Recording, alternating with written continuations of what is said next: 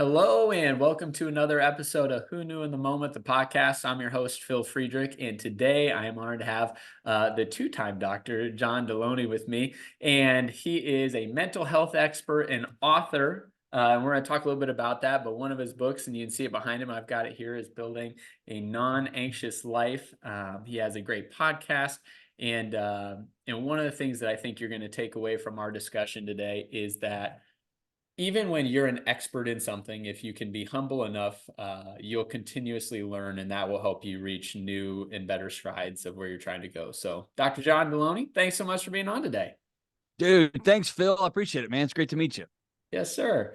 So to start off, growing up, your dad was a police officer, which is a very noble career, but not oftentimes one that comes with some of the financial things that maybe one would want to have. So talk a little bit about just growing up, one, seeing your dad work in a career that was very noble and well respected, but also knowing that maybe there was an element of financials that maybe someday you'd want to have be a bit different. Yeah. So my dad was a homicide detective and a SWAT hostage negotiator in Houston growing up. And he was awesome at it. And the community loved him. And he was we went to a large local church and they all loved my dad. So he was just a guy that showed up all the time. My mom was not working and had come from a background where she was told you got to be at home. Right. So we had one income, we had three kids, and we had a small house. And I should remember not just remember, there was a lot of money stress in the house. Things were really tight all the time. And as I got older, I learned how scary tight they were and how unsafe tight they were and how indebted tight we were. I think what made it harder as a kid was like when you're a kid, your life is what you're like, that's your house. You just think that that's how every kid lives, right? Yeah. My dad moved us outside of town, basically into the woods, into a small, brand new community about 40 minutes from downtown Houston. And the idea was people are going to get out of jail and they're going to come looking for him. This is back in the day when phone books, my friend says phone books, like they used to print out part of the internet and put it on your doorstep, right? But there was a phone book on your doorstep. Yeah. And you could look in there and see where somebody lived and go to their house or here's their number, right? And so my dad moved us way out of town. Well, right after that, very, very early 80s, the oil chemical boom hits Houston. And everything tanks, and then it just explodes with this wealth from all over the globe. And so over the course of my childhood, bajillionaires from all over the planet moved into our community, and it turned a tiny little community in the woods into this whole city. And that happened all over the country, but it particularly happened in a port city like Houston. So the reason it's important to call out is my dad was awesome. My mom was awesome. We didn't have a lot, and that was okay. It was annoying when some things here and there and whatever, and but it was in contrast to what my closest best friends' lives were. And so I got to see and experience, we getting looked down on, and not even in a negative way, or people didn't try. I remember when Air Jordans came out, everybody got them. But my dad worked his butt off and got me LA Gears, and they just weren't as cool, right? And so they were like the knockoff, and everyone gave me a hard time. So I went and got Converse All-Stars. And I'd seen the movie Hoosiers. They were $15 at the time. I got Converse All-Stars, and I was like, I'm just gonna wear these. If I can't go all the way this way, I'm gonna go all the way that way. And I remember my mom telling me that one of the dads took up a collection in the stands for my parents to help get John some real shoes. And so it was that kind of stuff that was funny and silly, and we're just kind of playing around. But I knew, man, I knew. And so I just grew up with this understanding that I don't ever want to feel like that. And I thought that the solution to that feeling was go burn the world down and get that money and go get that title. You make sure people respect you. And it cost me a lot of problems downstream. But that's my relationship to growing up with money. I've had money issues my whole life. Yeah. So pivoting and just continuing on in the story, you go to college and you decide to go to Lubbock Christian University. And while you're there, not like unlike many other people who have seen the movie Good Will Hunting. But that movie had a very profound impact on you and what you know, thought, hey, maybe this is what I will go into. So talk a little bit about, you know, what it was about you know, that movie or a specific scene that spoke to you, and then the trajectory that that puts you on for a career.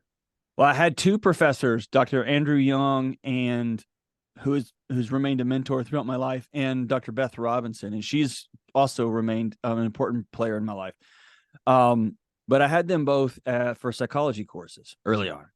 And I'd always wanted to be in the FBI, and I'd always been interested in those things because of my dad.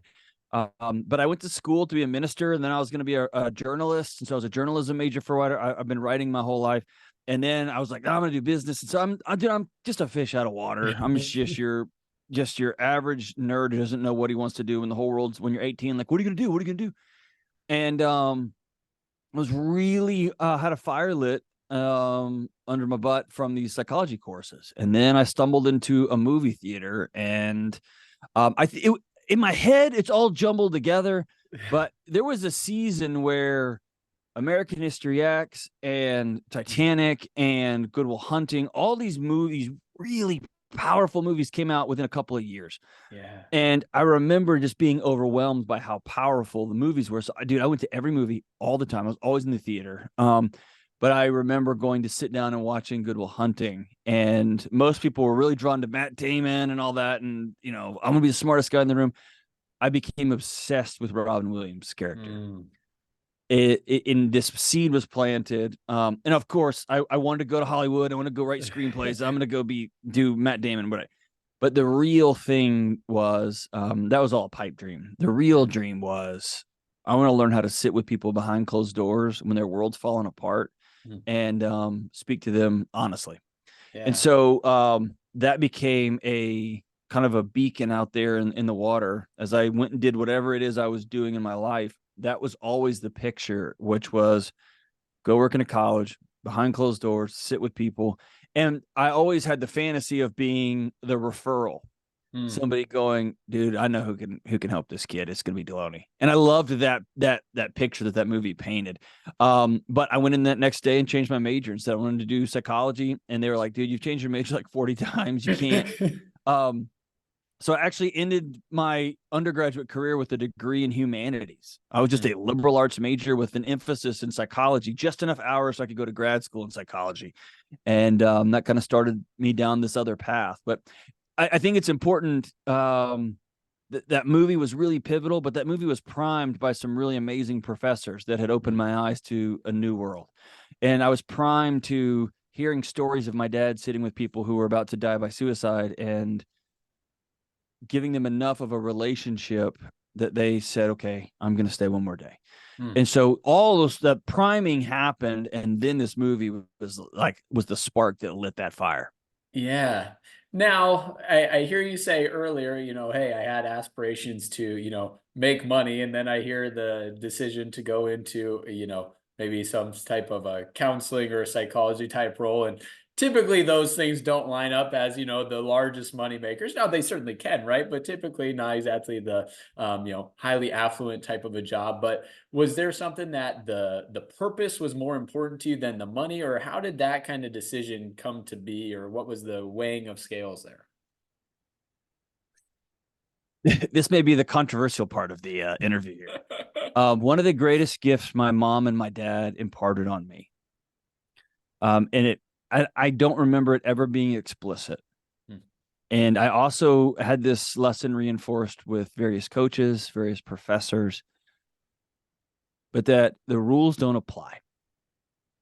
And so it never even entered my mind that I would not go serve people and love people and also be able to pay all my bills and be okay. Yeah. And I remember in grad school, we'd have these seminars where therapists that were in the community working in various places would come in and talk for an hour, like you bring your lunch and they talk or whatever. Or scholars would come in and we'd review, you know, their literature and things like that. Well, somebody came in once and they were talking about building a practice, and I raised my hand and it felt awkward in the room. And I remember saying, hey, how do you make six figures and be a counselor, be a therapist? And the room got kind of quiet because you're not supposed to ask that question in that class because you're supposed to just like help people and be poor and miserable. Yeah. And he said, "You're not going to like my answer." And I was like, "Okay, what is it?" And he said, "Be really, really good at being a therapist and work really, really hard and work all the time." Mm. And for me, I was like, "Okay, like Yeah. I'll do those three things then." And Yeah. so I understand now, having two kids and understand being married for a long time and having different priorities, that those three things all the time are, you rarely can somebody pull off all three of those at the same time. Usually Yeah. one of those three things has to give, right? And Yeah. my hope is you don't give on excellence. And my hope is that you don't give on um, uh, how your effort, right? How hard you work. Yeah. But sometimes you got to say, okay, this isn't the season for X, Y, and Z. Yeah. And sometimes you say, no, this is the season we're going to hit the gas, and it's going to come at the cost of these other things. But Mhm. it never, I wish it did. It never occurred to me because I just never grew up in a box where the rules apply. And Yeah. so, and I'm really grateful to my parents and to my mentors for that way of looking at the world. It just never occurred to me. I love it.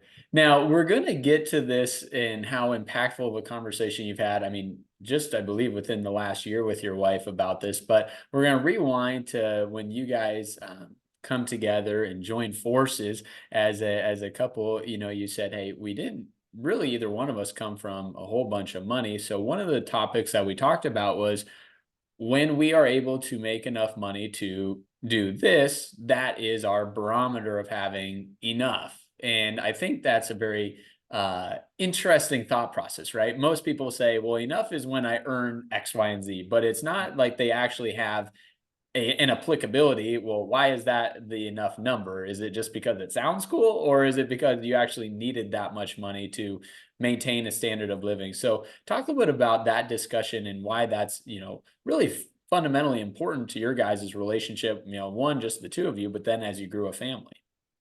Yeah. So, we both had very different reactions to our childhoods. Hmm. Both of my wife's parents were elementary school teachers, and so my wife, when she graduated college, she got a teaching job. It was a very good teaching job with a great principal, and my wife was a rock star teacher. Yeah. And she went and bought a Corolla, and that was just the car. She got a Corolla in an apartment, and it wasn't like I'm just going to do this for like 2 years, and I'm going to move to the Rav4, and then I'm going to get the Sequoia.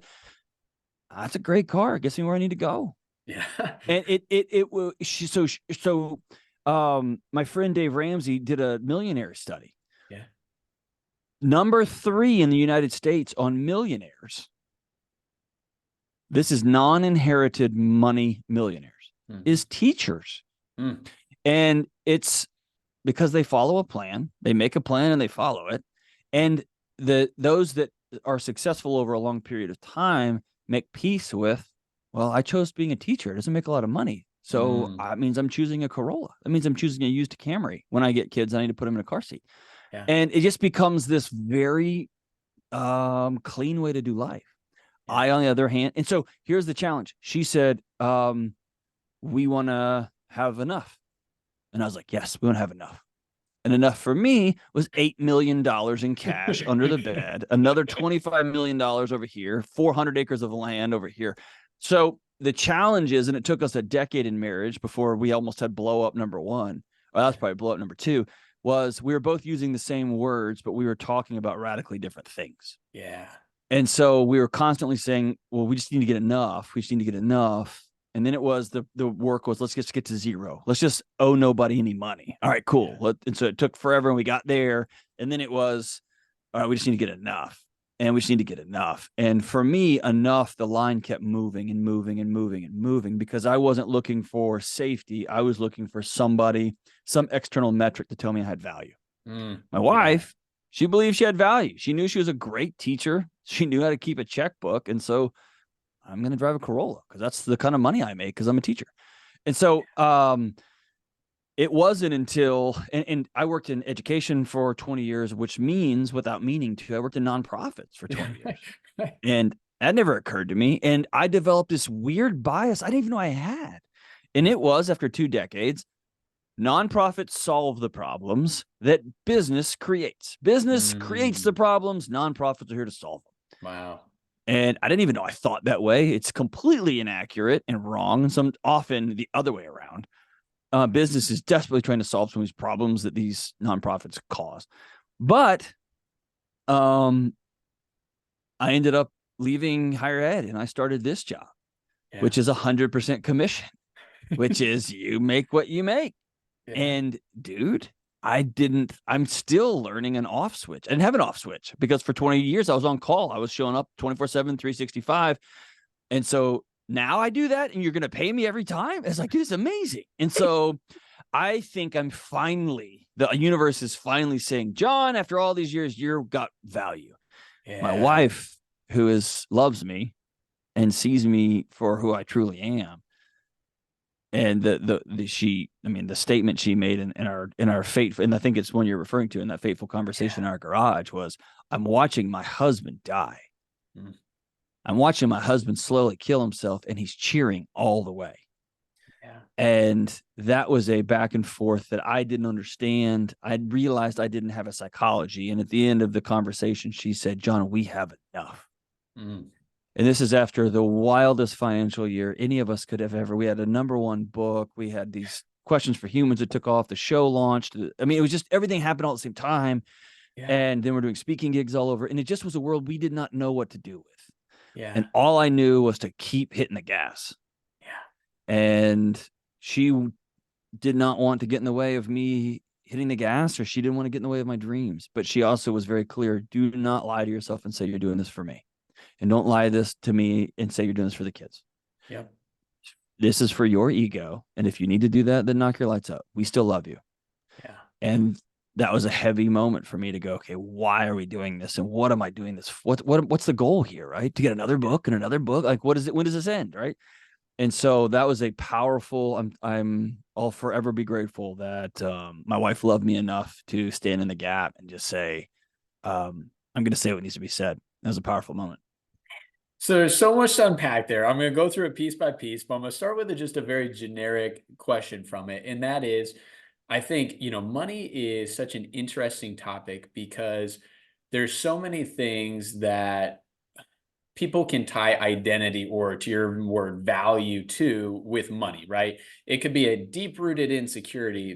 I was never enough, or my parents never loved me, but if I make enough money, then I'll be able to show them what, right? And so oftentimes the workaholic, or the career achievements, or the desire for career success, I think, has a deep rooted issue, right? And it stems from something in the past, but we don't make the connection unless we're willing to really deep dive, or unless we really have someone close to us in our life that has, maybe seen that or can see that from a distance. Like, hey, I think there might be some, unraveling you need to do to figure out where that came from. So talk a little bit about that. I mean, once again, I know you said, hey, I didn't maybe know my value, so I felt like there was an income level. My wife seemingly found her value, but maybe didn't, and that's why finances weren't maybe as important to her. So talk a little bit about that for someone listening.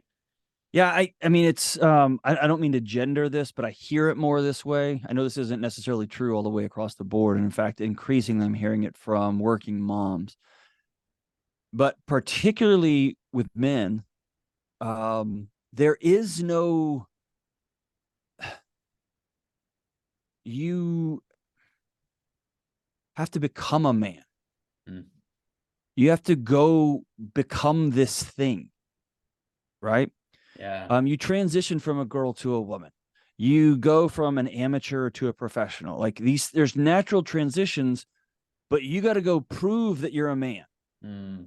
And that's an arbitrary metric that depends on what culture you grew up in, what your dad was like or wasn't like, what your coaches told you, what Instagram you follow, as to what defines that.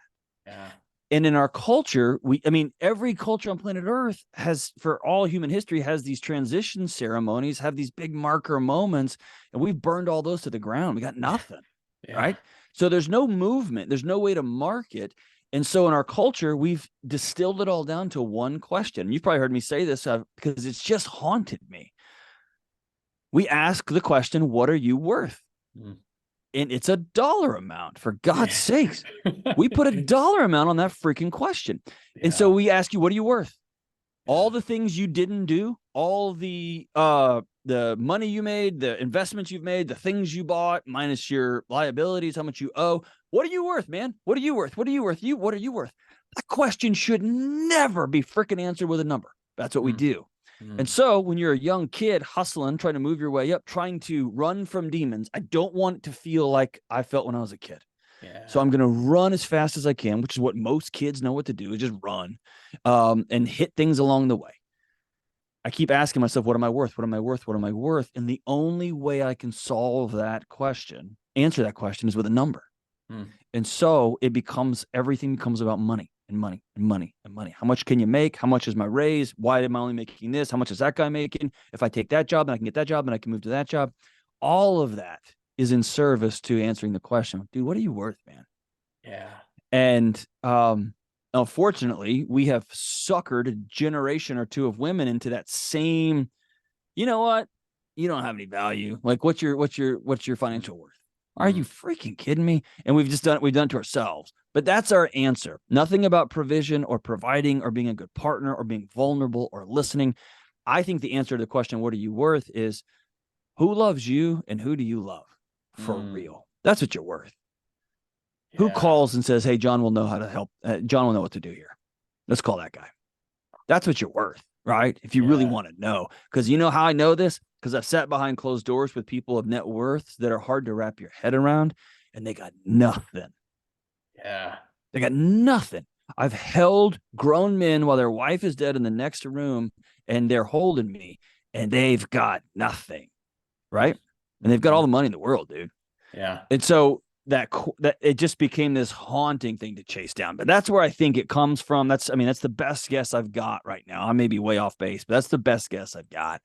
And I think we're just drowning ourselves trying to prove that we have worth all the Yeah. time.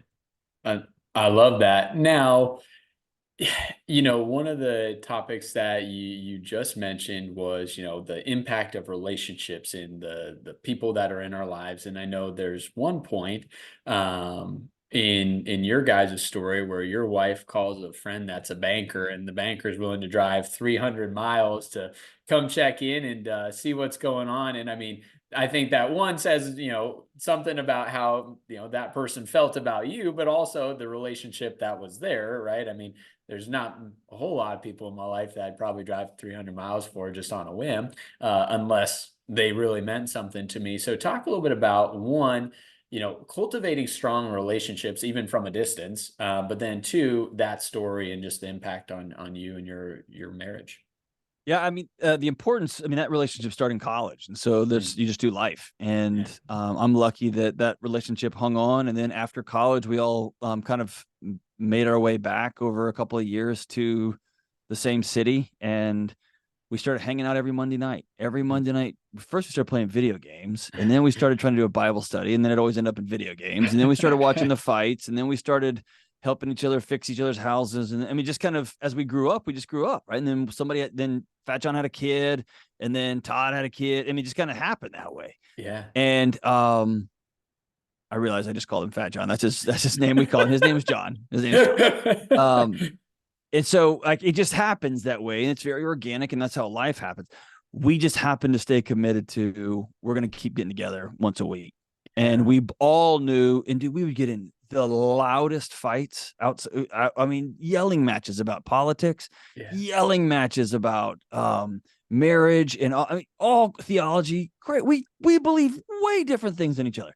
Those are my brothers. And so Yeah. when I wasn't well, and my wife didn't know how to communicate with me. Mm, She called a buddy of mine and said, I need you.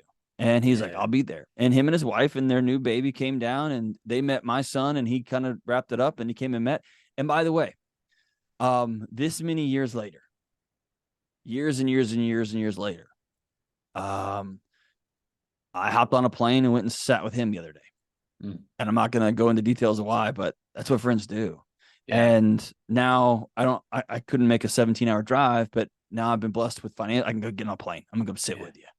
And so I surprised him at a restaurant, him and his wife and a couple other people, and we sat down and we had some hard conversations, and we laughed and we smiled, and we ate nachos, literally ate nachos this time. And so, but it was like a heavy, you're not gonna do this by yourself, man.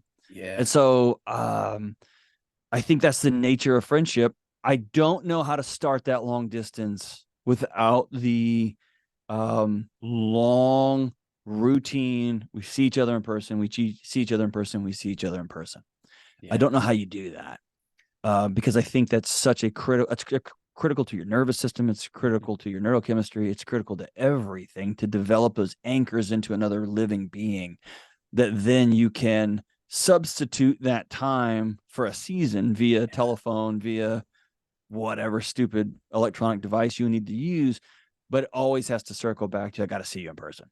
Got to see you Yeah. in person, right?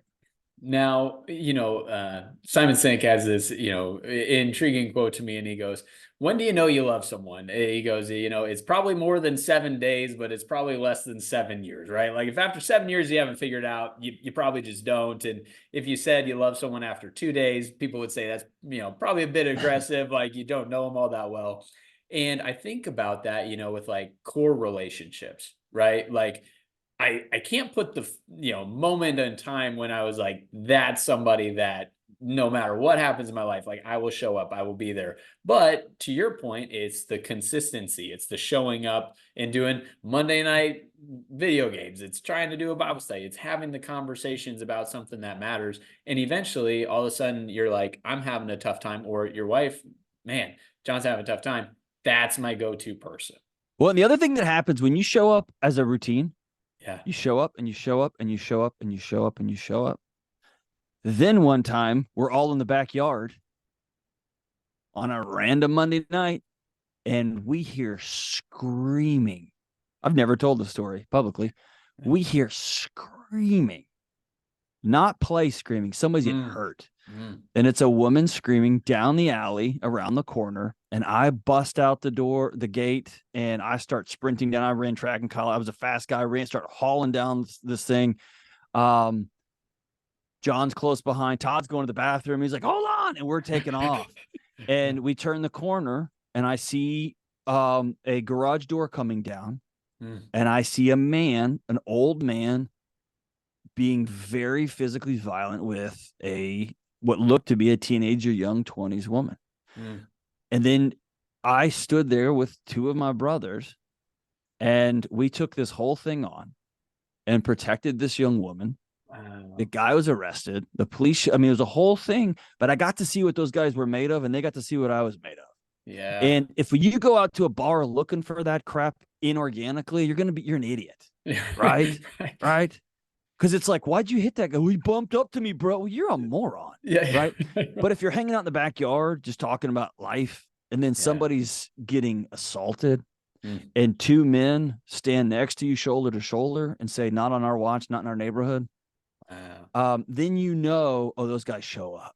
Yeah. Those guys will stand with me when things got scary. In that Yeah. particular situation, I just gave you the super sanitized version. Right. It got real dicey, real dicey. And I have a point when I cross over that it's real hard for me to come back. And so it got dicey. All that to say is um, you keep showing up and you keep showing up and you keep showing up, and then something's going to happen. Mm. And then everybody's going to settle in and you're going to go, okay, these are my brothers. Right. And Yeah. you can't plan for that. It only happens though when you make a routine. It's kind of like exercise, man. I'm just going to keep Yep. working out, keep working out, keep working out, keep running out. And then one morning you go for it and you realize, dude, I just went up 40 pounds on my squat or my bench Yeah. press. I just went way, way up. And then everything changes. You walk different, your workout programs, everything changes, it escalates. It's a beautiful thing, but that was only possible because you kept showing up, you kept showing up, you kept showing up. I love that. Now, one other thing that was really interesting to me, and I think is helpful for a lot of people, is, John, you being in the mental health world and mental health space are so well equipped, but oftentimes we're our hardest person to take our own advice, right? Sometimes when you're the person that's in the dynamic, it's hard to see what the clear cut route is. It's easier to see it from a distance. And so, something that you just mentioned was that you and your wife have done different like therapies and counselings just to have outside perspective, and I thought that was such a unique skill and compliments to you of being, in my opinion, from an outside view, humble enough to even want that, right? Like, I mean, here you are. One, you're great at what you do. Two, you have a longevity of being in the career. But three, you're extremely well educated. So one might look at you and say, well, what the heck is someone going to tell you that you don't already know, right? But I thought that was a really unique attribute. So talk a little bit about, one, why you guys decided to do that, but two, even for someone that's listening right now that says, I feel like I'm really in tune with myself, or I feel like we've got a good marriage. It may not be a bad idea, right? Instead of viewing therapy or counseling as like the last ditch effort, maybe it's something that can help you before you ever get to the spot where you're in a last ditch effort. Yeah, one of my professors, Dr. Marbley, she said something important once. She said, people often wait to go to counseling until everything's fallen apart. Yeah. And she said that's very similar to waiting until you have the flu to start your workout routine. She's like, Yeah. man, if I could get healthy marriages to start seeing a marriage counselor to begin to unpack things, ask questions, create new visions for what your marriage can look like, new behaviors that are a way to meet each other's needs. If you can do that when things are good, man, it gives you such a better platform. You don't have to rebuild the Yeah. whole house out of ash, right? Yeah. Um, I'm a stubborn guy, but I live in almost a bleak reality all the time. Mm. This is the reality of the way this thing is. And I think that's grown up with the house of a homicide detective. We're all going to die, right? I think I had a birthday recently, and I think my text exchange with my dad, one of us ended up saying, 1 more year till the pine box. I mean, that's just life in the home of a homicide detective, right? It Yeah. just is. I Yeah. know, we all know how this thing wraps up for us. It wraps up that Yeah. way for everybody. And so I live in that reality. Yeah. And what I knew going in, especially within the last couple of years, is this isn't what I'm doing is not working. Mm. And I don't know what the next move happens to be. Yeah. And so I have talked to somebody, a child counselor, a child therapist, about some parenting things. And I've Mm. said, my exact words were, I'm at the end of what I know. I have Yeah. reached the edge of my intellectual capacity. I don't know what to do next. There was a moment with my therapist here in Nashville who's an oracle. I can't imagine there being, I thank God she doesn't have a podcast because I would not have a job. She's amazing. Yeah. And at one point she golf clapped me. She golf clapped me in a therapy session, and she said, John, congratulations. You are smarter than me. And I was like, what? And she goes, you know lots of stuff. And so for the next few sessions, you're not going to talk. And she said, you're going to have to be in my presence, and you can't do it. Mm. And I'm paraphrasing. Obviously, she's much more, she's both a mix of more gentle and more direct than I just was then. But here is their thing. She went on to explain, you just pretzel up everybody around you. That's the way you protect yourself. Yeah. Nobody can get an idea through you. And so we're just going to be. We're going to go through some breathing exercises, and we're going to go through some things where we look at each other. Yeah. Dude, that's not in any of my textbooks. None of them, Phil. And it healed me Yeah. in a deeply profound way. And so I had never done that in a million years. If you had told me, hey, next session, you're going to spend an hour and you're going to pay $250, whatever I pay her, and you're just going to look at me for an hour, I would have been like, yeah, I'm going to leave. I'm not going back to that. And it was transcendent because I didn't know how to sit in somebody's space. Yeah. And I didn't know how to just be. I did when someone they loved had died. I knew how to do that really well. I didn't know how to do that because I didn't believe I was worth being in somebody's space. Wow. And I didn't know I didn't believe that. And so all I have to say is I often look at the end results. This is not working. It's the same as, dude, I've been working out for 30 years. Yeah. And I finally called Lane Norton, a close buddy of mine. I called Sal DeStefano, a close buddy of mine, and said, guys, what I'm doing is not working. Can you help me? Yeah. And they had some really hard conversations, and I did go back to more count. Like, dude, I didn't know. You're right. And it was hard stuff, but it was holy that they intervened for me. And so I think, man, can I just tangent a second? Yeah. The hardest transition out of higher ed, out of just living with scientists and scholars my whole life, and I mean my Yeah. whole adult life, to this new job in the media, is this one thing. Mm. The whole art of science, the whole art is the whole act of science, not art, the whole act of science is being less wrong. That's the Mm. goal. The whole Yeah. goal is you reject the null when you actually when your experiment works. I wasn't wrong. Yeah. That's like everybody cheers, right? Yeah. And so the whole goal is to, I think this is going to happen. It's probably not. I'm going to Yeah. try. I'm going to try. What do you Mm. think? That question, what do you Mm. think? What do you think? I think this. What do you think this? The whole enterprise is iron sharpens iron. In the media, you have to stake your claim in concrete. And if you change it, you're a flip flopper, you're wishy washy, you're a Yeah. nobody. And Yeah. it doesn't work. That's not wisdom. So Mm. I say all that to say the wisest people I know change their minds with some regularity. Mm. And by the way, why would you listen to a podcast? Why would you read a book? Why in the world would you read a book if you, not to have your mind changed? Why would you Mm. give another author 4 hours of your life just to have the same thing you already think just retold to you?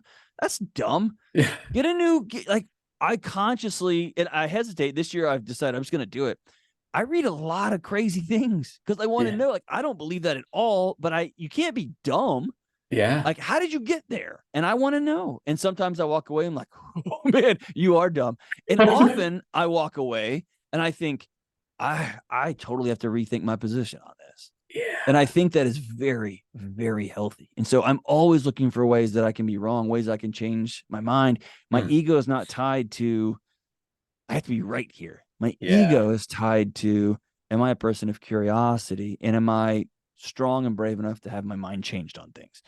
I love it. Um, and it just gives, man, then you end up with what I wanted in the first place. I want to feel better in my own skin. I want to be healthy in my home. I want my daughter to be able to hug her dad. I like these Yeah. things that are really important to me. And if I've got ego around those things, if I've locked in on those things, it's not ever going to happen. So I appreciate you saying it's an act of humility to go to a therapist. To me, it just made the next right sense because what I'm doing is not working. And so I went to a lot of grad school. And before we got online, you mentioned you have a set of habits that often get you so far. Yeah. And we think those habits are going to carry us through our next stage, and they don't. So I had a series of habits that were amazing. They got me through 2 PhDs, 2 healthy kids, some incredible professional success. And then it took me as far as they could take me, and I had to go learn new things. It just so Yeah. happened that the first 2 decades were about flexing and like snap into a Slim Jim. And this particular phase is about opening my hands up and being vulnerable and letting go. I don't know how to Mm. do that. It's scary as all get out. And so I'm Yeah. learning in real time. But yeah, it's not so much humility as it just, I don't know, it's just the next right thing to do because I sure don't know what to do.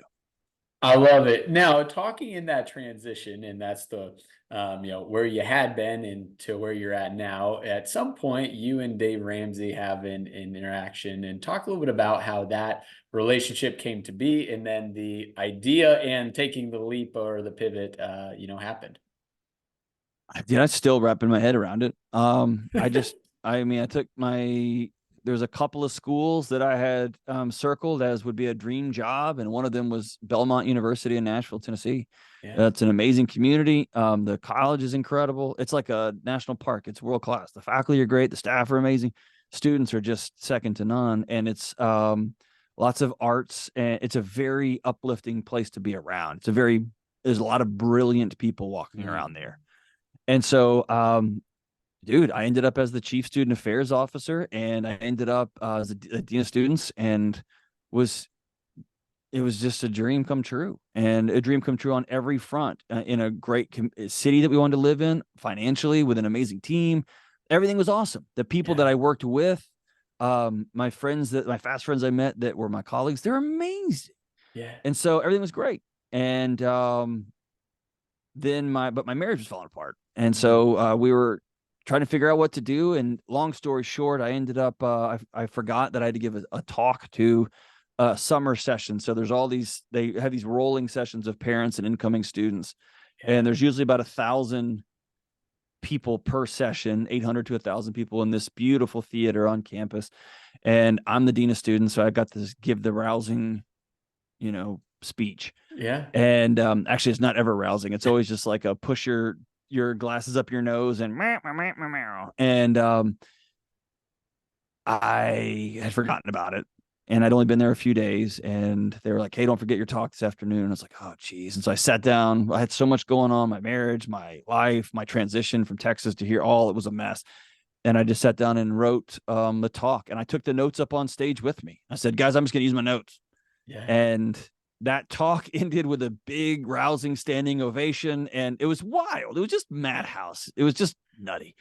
Ends in a big standing ovation and a whole big, like, it affirmed, no, you're in the right place, Delony. Mm. And to the community that took a chance on a guy like me, they were like, yeah, he's the right guy. Yeah. But in that audience was Dave Ramsey. And most people don't know Dave Ramsey. They know him as the radio guy, the get out of debt guy. They don't know that he has a massive 1,000+ employees in a huge company here in Nashville, Tennessee, on a campus just Yeah. south of Nashville. And his executive vice president, she was dropping her daughter off, and she knew that Dave wanted to retire at some point, and he wanted to get some people that would carry on the radio show and begin to create new shows. And she said, she pointed up to her husband and said, "I'm going to hire that guy." And then they invited me to do some things here. And when you're in higher ed, like, part of your job is going out in the community and doing talks and different things like Yeah. that. So I just thought it was that. Turns out it was a long job interview I didn't even know I was a part of. And it was just, was it what it was. And then Dave and I had a pretty couple of direct conversations in his office, and we did lots of planning and dreaming and, back and forth and this and that, and what would this look like, and what about this? And then it ended up with him saying, "You got 48 hours. Here's my offer." Boom. And it was, my wife and I sat down, and she was like, "This is all crazy." And I was like, "This is all crazy." And it just felt like the weirdest right thing to do. And at the time, I had no social media.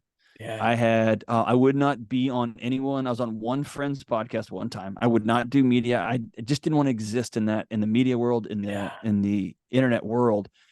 And this felt like the scariest right thing to do. Hmm. And then a couple of years later, everything's in my life is all sideways. And so here we are. Yeah. But that, I mean, I know for people who have been grinding it out, trying to get a podcast off the ground or trying to start a YouTube show, that story is so freaking annoying. I know it is. It's such a beating, dude. And people have been trying to work in radio forever and ever. It's such a grinding industry. And to just be like, and then my first radio time I'm ever on the radio is in front of millions of people on the Dave Ramsey show. Like, that's stupid. It doesn't happen like that. But it did, right? And so it's been me Yeah. just trying to catch my own tail ever since. Well, one, I'm going to encourage everyone to listen to your show. I think the work you're doing is super impactful, but it's also very enlightening. Just to hear real conversations with real situations by a real person, and I think that's something that definitely brings the attention, notoriety to it. But there's two things. I know we got to wrap up soon, but there's two things I want to highlight. And one of them was when you were talking with Jordan Peterson, and you made the comment of, so many people, one of the issues is they have the wrong goal. Their goal is, they say, "I want to be the best husband I can be." And then, their wife gives them the compliment, "Oh, you're a great husband." And they feel like, "Oh, I arrived." Right. And it's like, Mm. well, the problem is you never arrive, right? The day you feel like you arrived, you're on your downward spiral to no longer being a great husband. But you said, make it, "I want to be the most attentive husband," right? "I want to be the best listening husband that I can be," right? And because you're making that something that's a consistent, your actions will support that, right? You'll continue to try and do that. So talk a little bit about, setting a goal so you're becoming the person you want to be. And it's not a destination, it's who you are. It's the habits we're talking about you're becoming. Yeah, I love that. I've just, my whole career has been based off watching people get what they wanted. Mm. And you've probably heard me say this 1,000 times. The worst part about finishing the marathon is you get done with the marathon and you high five everybody, and then you run into the tent, and then you go to the bathrooms and you look in the mirror, and that's just still you, dude. They give you a Yeah. sticker. They Yeah. give you a sticker you could have bought off the internet, and you get to tell some people, and you get that bib. That's cool. And Yeah. deep down, like, I did this thing. But then your kid's like, "I want a snack. I want a snack." And then then your boss is like, "Hey, don't forget on Monday that report's like," or my research was on attorneys. and Yeah. then started leaning over into healthcare workers Mhm. and into people who make a bunch of money. Like, you get there and you Yeah. go with you. And Mm. so it became this, I really became fascinated by this idea of there's no there. It doesn't stop. Yeah. And our insanity about growth. Yeah. You're not growing, you're dying. If you're not, I mean, kind of, but I mean, kind of, right? Yeah. Comes a point when growth becomes cancer. Yeah. Like, cells that won't stop dividing become a tumor, right? They Mm. just, growth for growth's sake is cancer. Yeah. Growing because you keep helping people and they keep seeing the benefit and telling their friends, and they keep seeing the benefit and telling their friends, and those lives are changing. Now we're talking. Yeah. That you grow for that, right? Yeah. I go to a very, very small church, very small church that has never had an interest in growing, because that wasn't the goal. The goal is to Mm. take care of people really well in the local community and inside this building. And people who come in, their life has changed. But it's never been about, let's get 500, let's get it down. That's just not been the goal, right? Yeah. So I think, backing all the way out of that, my conversation with Jordan was, I think it's important to let people know, and sometimes you can't. You just have to go do it. Go make $1,000,000. Yeah. I think Jim Carrey has a clip where he talks about this. It's really beautiful. I wish everybody could just win an Academy Award and get $1,000,000, because they know how awesome it feels and how hollow it all is. Yep. It's great. It is great. Anybody tells you I got $1,000,000, it sucks, they're lying to you. It's Yeah. amazing. And it doesn't. So your dad won't call. Mm. If he hasn't called and said he's proud of you yet, he's not going to call. Yeah.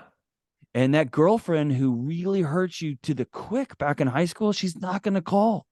Yeah. And if she does, it's for her, not for you. Right. And so there's something about saying, okay, I'm not going to make my fitness goals be about, I run 4 marathons every year. Well, okay, cool, man. Cool. And then your heart is going to explode and they're going to see it from space. Run 4 marathons a year, great, but make your identity in, I'm a guy who takes care of his body. I'm a good steward of my body. I'm a guy Yeah. who runs every day. I run all the time.